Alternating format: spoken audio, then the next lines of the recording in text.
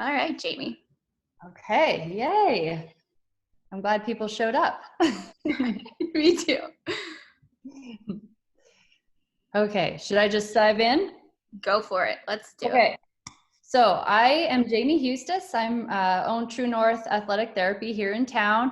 I specialize in doing some injury assessment and treatment is mainly my MO. With that, I definitely like to attack the root of what's causing whatever injury. I see a lot of chronic injuries. I don't see a lot of acute stuff, like people really don't get to me when they've sprained an ankle or anything. It's usually after they've tried everything else for months and months and months, and their shoulder's still bugging them after nothing else has worked. So with that, there's always something that's causing this. Mobility tends to be one of the number one reasons, really top reason for why people have either chronic pain or chronic problems. So that's a big reason why it's important. Yeah, and anybody just jump in here and ask questions too if you want. I can get rambling, so cut me off at any point in time. The biggest thing I think that's, especially in people in sports, right? With this wellness week, everybody's here wanting to work out and get better, get more fit. We hear flexibility and mobility talked about interchangeably a lot, and I think it's important to know what the difference is. Flexibility is really your ability of a joint to move through any given range of motion. A lot of people will have the flexibility to do a movement, but they won't necessarily have the mobility to be strong in that position, if that makes sense. So mobility is more the ability of the joint to actively move through a range of motion. So if here, I'll try to get I don't know, I can't really see what I'm doing here, but if I'm doing an air squat, like if I have a chair that's supporting me, I can get down, with your ass to the grass type of a thing, full range of motion. But if I let go of the chair, this is where a lot of people will falter or whatever. They let go of the chair and they don't have the strength to keep that position. So if I'm mobile in this position, I can let go and I can stay right there. If I'm not, I'm in the bottom and I'll have to adjust, I'll have to do whatever to kind of maintain that position, if that makes sense. So two very different animals that we have to approach differently. Most people will go about the flexibility route with static stretching. I'm not opposed to static stretching at all. In an injury situation, though, I'm not a fan, and I won't necessarily, I won't go down that rabbit hole with everybody too, but just with that caveat, knowing that in an injury, static stretching usually isn't the best thing to do. And unfortunately, that's kind of where our society has led us, and what our common thinking is to go immediately to, oh, I tore my hamstring, so let's stretch the crap out of it, right? That's usually what we've heard over time. I'm not a fan of that approach, if you will. So mobility, that's what we're going to talk about today. There's a lot of different ways to go about mobility. Over my research, I've really researched this topic for about the last 3 years pretty intensely, and it's a huge topic. So I'm going to try to really put this in a nice little package for everybody today. With that squat example that I just showed, being able to be in a deep squat, hold that position, especially if you are a squatter, with a barbell or even dumbbells or anything, this really plays a huge role. If we're shorting our range of motion, so let's say we have the flexibility, so we can get to the bottom of a squat supported. And then let's say we try to go with dumbbells now, and now we start to shorten our depth because we don't have the stability or the mobility to get deep in a squat. We don't have the strength to be there. So now we're doing a lot of reps, right, in a shortened range of motion. That cheats us over time. We want to be able to really get the full range of motion, train our full range of motion from like a bicep curl. You'll see kind of at the gym a little bit, people doing bicep curls from here, and they're just doing like this shortened range of motion instead of lengthening, flexing, lengthening, flexing, because it's hard in those end ranges, right? You get a dumbbell here, we're a lot stronger in this portion of our range of motion as opposed to a full range of motion. So if we don't train the full range of motion, we're just cheating ourselves and we're not going to get as many gains, bro, as we need to get, right? So, see, is everybody following along here, Josie? Is this okay? Okay.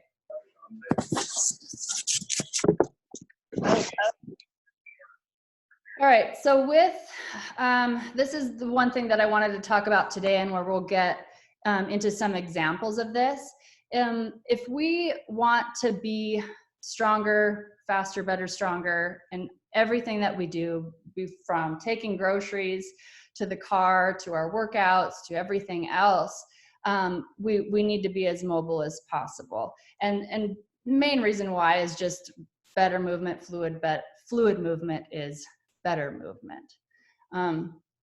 So I talked a little bit about the static stretching. We won't really go a lot into that rabbit hole today, but where mobility to me is won or lost is in dynamic stretching, or what I tend to call end range isometrics. End range isometrics, if we have a lengthened position, I'll just use the bicep curl just because maybe you can see that okay. So if I'm lengthened and then I try to resist against that without the muscle shortening, that's going to be an isometric contraction. So we're trying to we're keeping it lengthened and contracting it. Over time, that can really give us a lot more ability for that muscle to be active in that lengthened position, which gives us more strength. Let's see, what else did I want? Kind of got off track here a little bit. Yeah, so lots of things affect mobility in any given person. Like you can have joint restrictions, muscle tissue can be restricted, lack of motor control, basically what I showed in that squat example too. If you don't, that can be a lack of motor control. That you can have injuries in there. So today, basically for the purposes of today, we're going to assume that everybody, if you have a mobility restriction in your shoulder, in your hip, in your ankle or anything, then it's probably more of an input situation, not necessarily an injury or any kind of anatomical thing that we wouldn't know about up front. Yeah, so Josie, how are we doing? We should probably, I think I lost you. We're doing good. Sorry, I muted myself. You're killing it. Love it. Okay. Let's see here. So let's get right after the animal of mobility and how to trick your brain. Okay. So if we want to get more mobile, I use this example with my clients a lot. If I have poor shoulder mobility, let's say I can't like touch my arms behind my back. I'm pretty bad at this too. Let's say I don't have a really good full range of motion, just even in stretching. So if I put my arm over my head, I can't quite get behind my ears, or if I have to compensate with my back in order to do that, and I just have like poor mobility. I like to use the example that if I put you under anesthesia and knock out like all the input that the brain has, I can get full range of motion, right? Like I'm gonna get it, like if everything's out. So that begs the question, then why can't we tell our brain to go into that position when we're not under anesthesia or we're under like in a sleep mode or anything? And it's just this input that our brain will give that will stop that. The restriction's coming from somewhere, and it's into our head. It's not like it's a mental cognitive thing that we're like, oh, I don't want to move that. It's your brain gives an input that it doesn't feel safe, stable, or strong in that end range position. So with all this mobility stuff that we'll talk about today and that we'll even do, mainly the point is that we have to change the input that our brain is getting, if that makes sense. So in order to get a better input, we have to tell it that it's strong in these positions. So we'll kind of trick the brain into thinking that it's strong, stable, safe in these end range positions. And then over time with consistency, you end up buying that. You can own that range of motion as you're working in this new range of motion. So what I like to recommend people to do is to do some mobility work before their workout. So if we can get our brain to kind of buy in and say, okay, yeah, hey, I can give myself a couple extra degrees here in my shoulder range of motion or in my hip range of motion in the short term. If you then go work inside that new range of motion, then we have more opportunity to practice it, get more neuromotor patterns, and then own it. And then then it's ours, right? So, and then over time, the next couple of days, it'll go back just because our brain knows how to protect our joints. We're created magnificently. So that's why people tend to see a regress and not a lot of improvement right away. So it'll take, a month or two or so to really start to see some really good improvements. But I promise you, your workouts will be better because you've already short-term bought some good range of motion. And as you strengthen and work out in those better positions, then we can get it more permanently. Are there any questions so far? I'm sorry, this is a huge topic. It can be really daunting, and I just feel like it's really important for people to understand why we're going to do what we're going to do.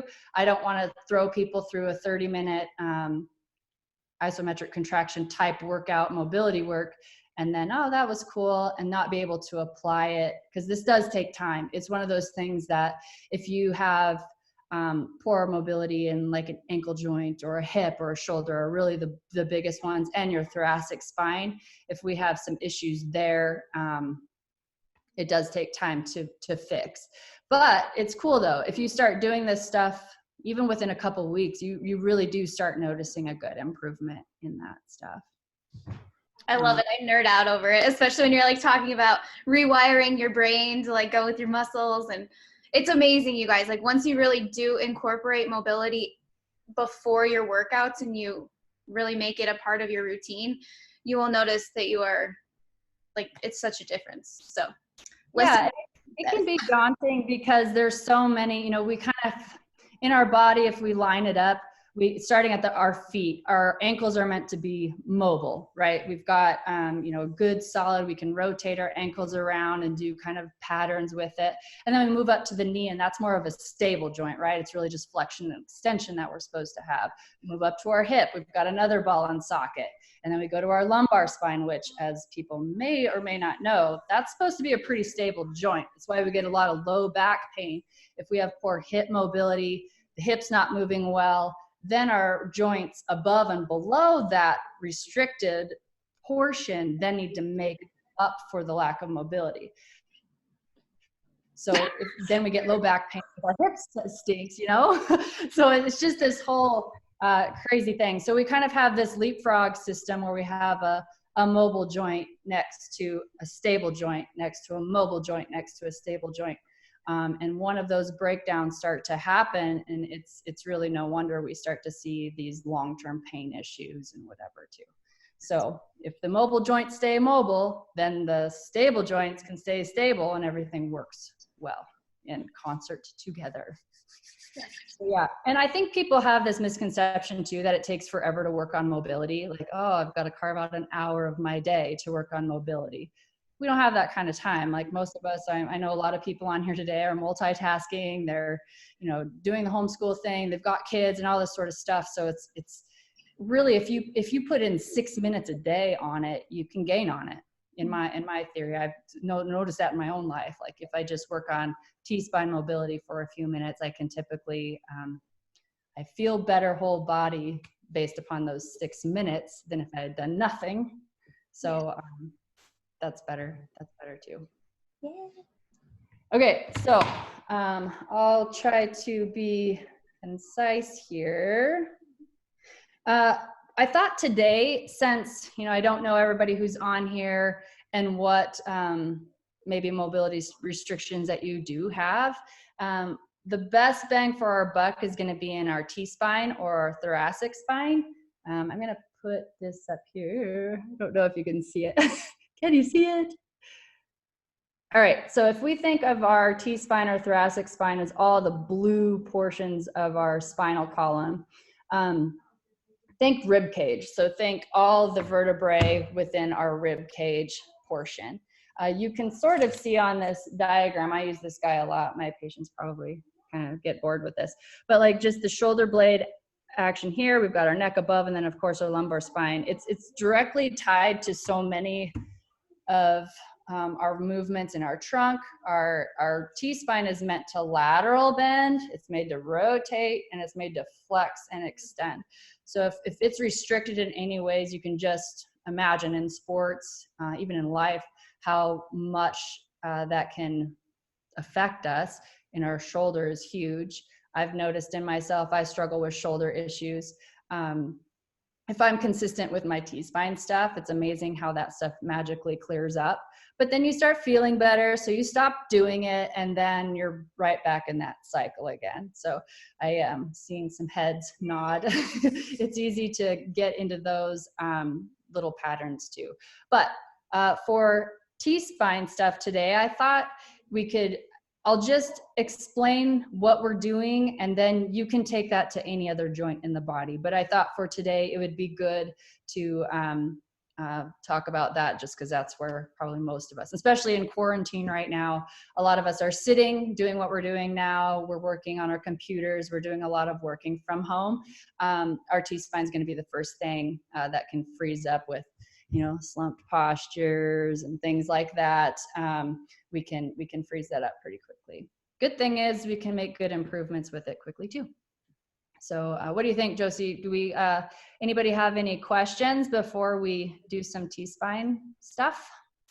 Yeah, you guys don't be shy. Like, we're all in this together. We're all learning together, and Jamie's the best with answering questions. So feel free to unmute yourself if you want to ask verbally, or you can put it in the chat box on the side. So I don't see anything right now, but definitely if you guys have questions, put them in there. Hey, there's Erin McKay. Nice sweatshirt, Erin. I know, she was like, hips, what? That's me. I love it. Oh my gosh. I'm trying to see like who else is all on here. Oh, Ashley's here. Cool. Nice. Hello, everybody. I'm so new to this stuff. It's pretty cool. Okay. I'm going to change my computer here and we'll get to the ground. Let's see if I can do this. I'm kind of in my kitchen. And if you guys want, you are more than welcome to mute your video if you don't want people to see, but just know we're all doing it together. So don't be shy. All right. All right. Is there a way, Josie, to put on the big screen just so I see if people, well, maybe you can see. Can you see? Just tell me if you can. In the corner, you guys can put it onto grid mode or speaker mode. I'm recording this in speaker mode. So Jamie, you are up on the screen, but okay. All right. So let's okay. So one of the things too that I always like to start with mobility is to use a foam roller or a lacrosse ball or any of those kind of devices. And you don't even have to, but just basically warming up the area.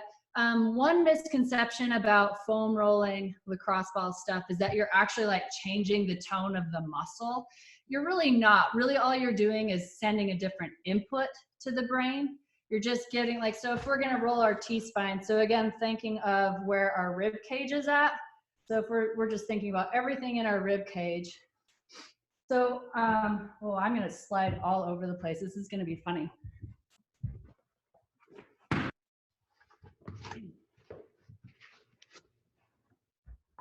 I should have tested some of this stuff out first. Okay, so if we've got a foam roller, and we're just gonna, basically all the paraspinal muscles, all the muscles that go up and down in our back, we're just gonna roll it out for a couple of minutes.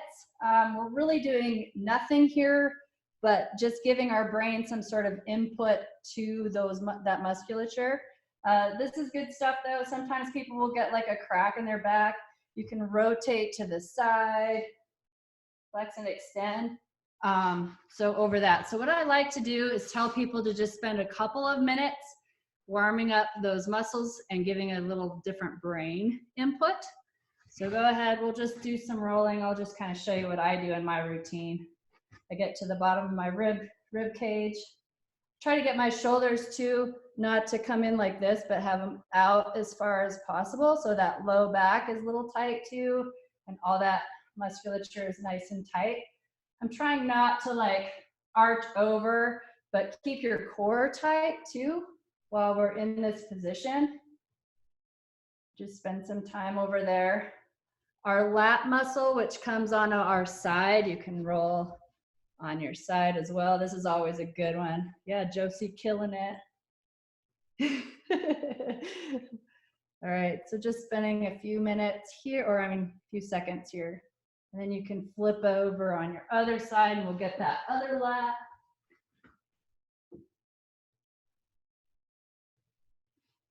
A lot of people get some pretty good trigger point stuff in their lat muscle right here. So you might feel some soreness there, especially if you're an overhead athlete.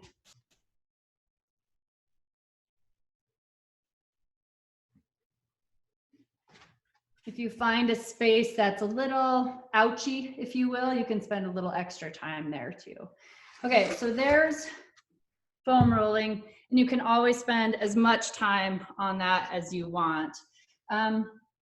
So keeping in mind where our T-spine is, if you don't have a foam roller too, you can grab a bunch of towels at home and like roll them up and kind of use that if you don't have a foam roller at home.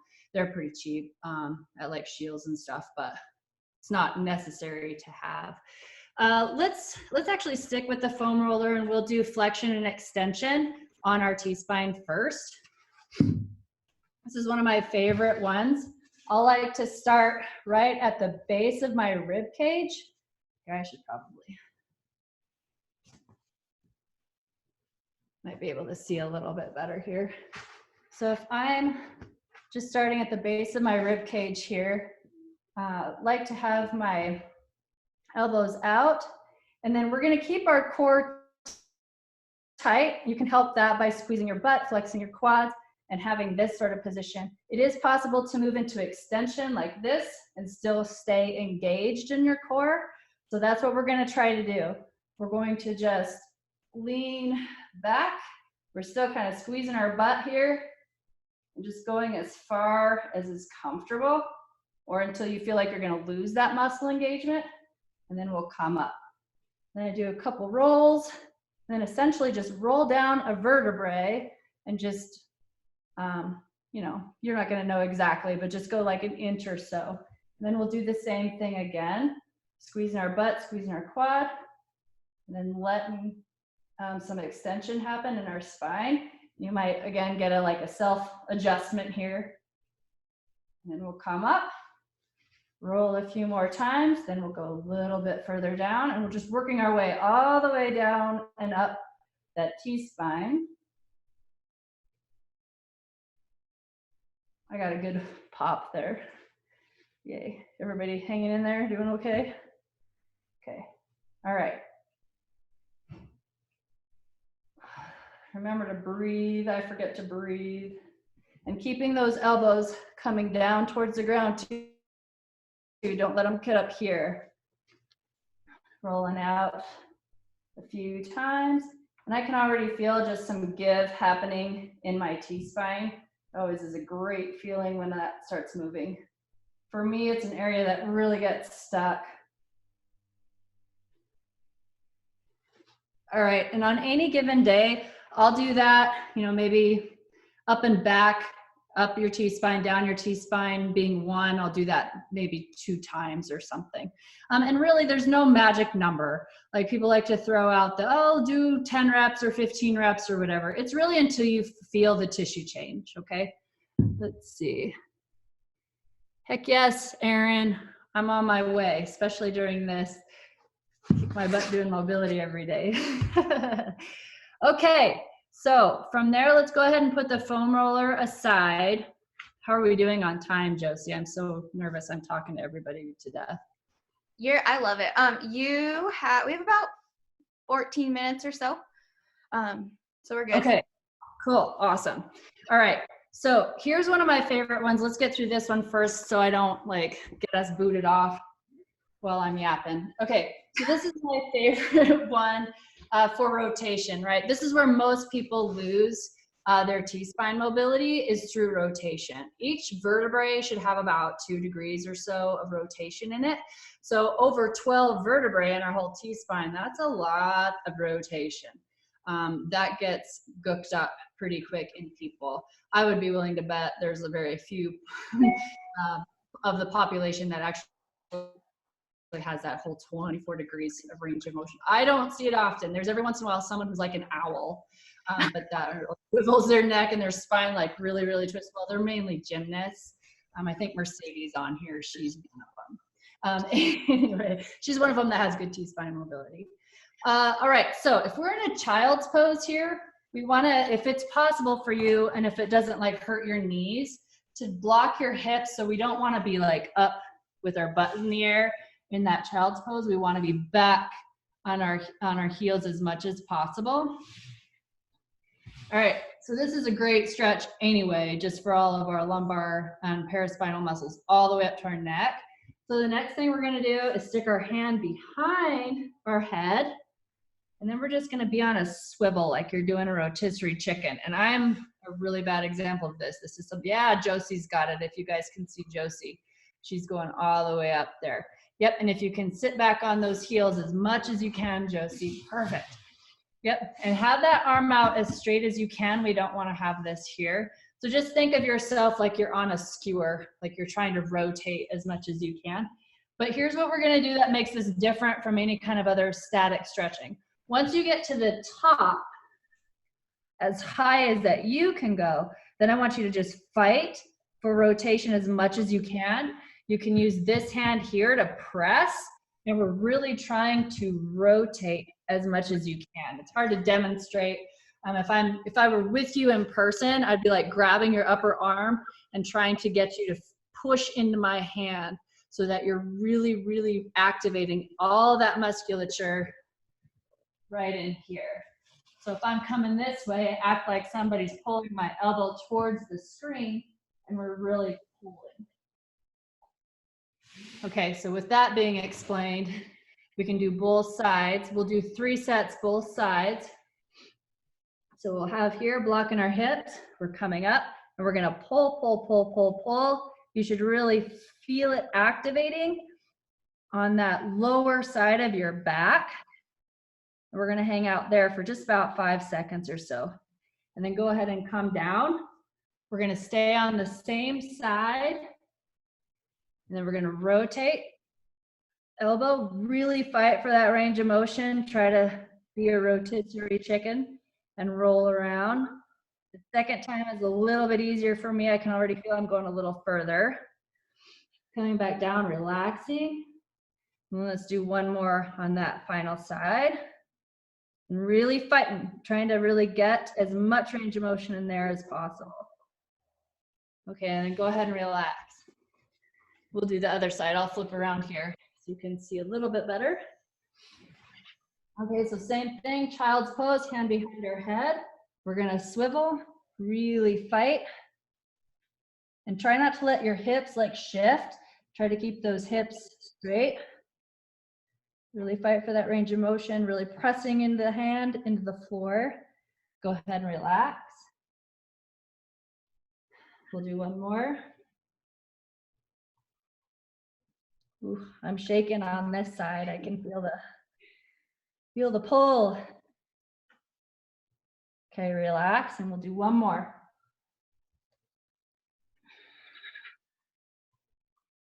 All right, pull, pull, pull. Okay, go ahead and relax. So again, the difference in there, and I'll use another quick example real quick on how you can apply this to other joints. Let's say, I'm gonna put you back up here. Okay, let's say you have a hamstring situation.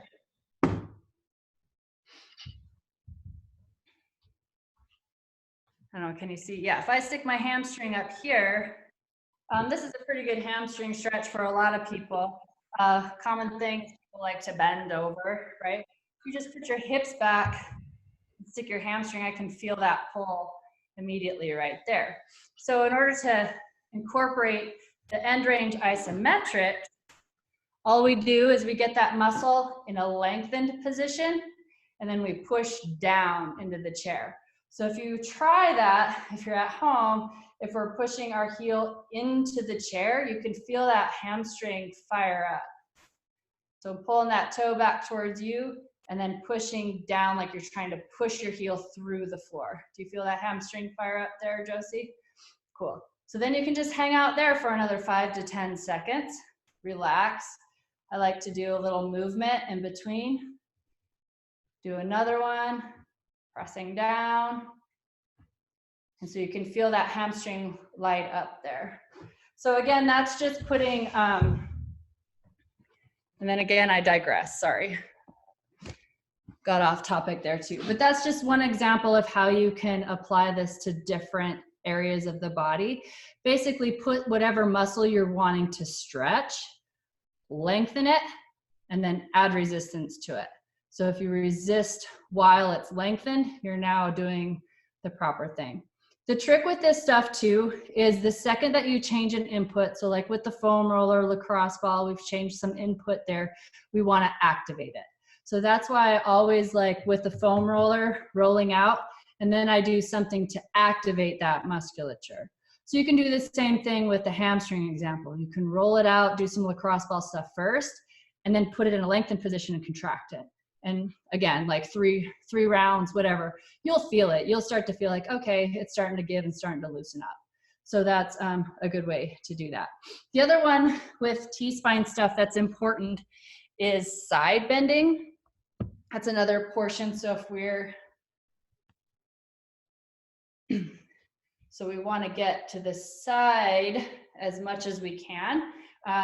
We can do that with just our hands. Like if you have a dumbbell at home, or if you like a jug, like a milk jug, that's what like CrossFit's doing, right? Is like milk jug stuff.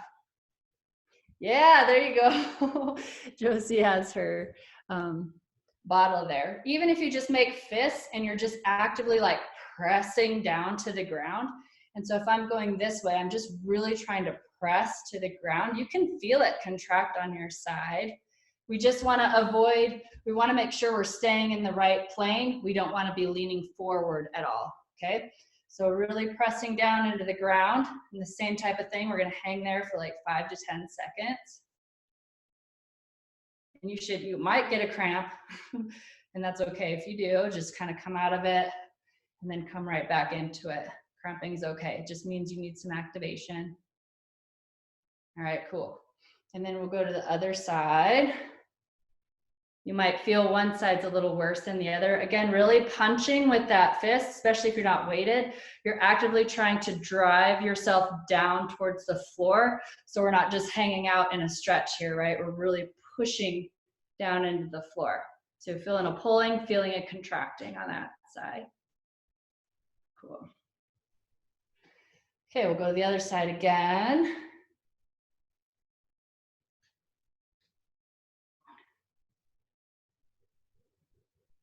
Okay, again, about 5 to 10 seconds. Go to the other side. And if you're not feeling it on the same side that you're on, really try to focus on pushing down to the ground. This is kind of a hard concept to speak across, across to. If I were there, I'd just be touching you and making you do things that I want you to do. And we'll do the other side. Again, punching down towards the ground as much as you can. If you feel like back pain or even neck pain while you're doing this, it's a really good indication too, just a little symptom that you possibly have some T-spine restrictions going on there too. Okay, cool. All right, so that is such a brief overview. Let's see, what else can we touch on here? Is there anything else, like what questions do you have with the minutes that we have remaining? That was like a quick and dirty situation, but is there any other questions of mobility restrictions that maybe you have that you maybe want to quick? Yeah, you or anybody else too that just has a. Yeah, does anybody want to work on anything specific? I'm trying to update my Zoom really quick to upgrade my account. So you guys keep talking, keep doing your thing. And sorry, I'm probably threw a lot more information than you guys were bargaining for today on this. This is a huge, huge animal to fry.